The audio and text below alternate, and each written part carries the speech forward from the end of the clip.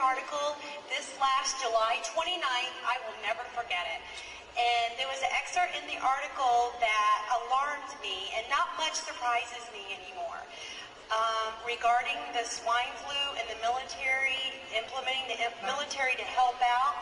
And in the article, I know you don't reveal your sources, but I'd like you to elaborate about the metal shackles they're going to put on the wrists with the computer chip. And maybe Catherine Albrecht, you can add to that comment. Unfortunately, I believe one among several plans to ensure that the government's edict of mandated vaccinations, and by the way, the state of Oklahoma last week passed through its House just such a law for the state of Oklahoma and its residents that everyone will be vaccinated in the state of Oklahoma.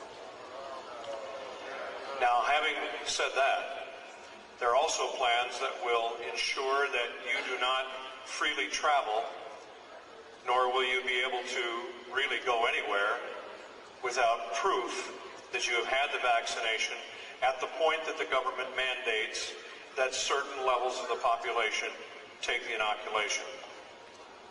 When that happens, I have been told by state troopers across the country that there are plans ready to be implemented that would include roadblocks and choke points, as we call them, major interstate junctions around major cities and so forth, where the greatest number of people can be held until they are either prove their vaccination by papers, or in the case of a medical specialist in Milwaukee, Wisconsin, who told me that they had observed a semi-tractor trailer being unloaded at the hospital loading dock, pallets and pallets, scores of cases of metal bracelets that once put on would slip into a place and be either pegged in there with some kind of device to hold it in place, but the band was meant to be permanent. On top is a chip. That chip will include all kinds of information about you and the fact that you have been inoculated. Now, this is one of several plans. It has not yet seen the light of day, but it is there. It's in readiness. You choose the poison. It's either slow homicide or slow suicide. They're either going to kill you with the injection, or if you go up and say, sure, I just want to be able to go wherever I want to go, and you take it, to me, that's virtual suicide. Just slow motion suicide. So we've all talked about not getting the vaccination, that's clear, but you may not have a choice.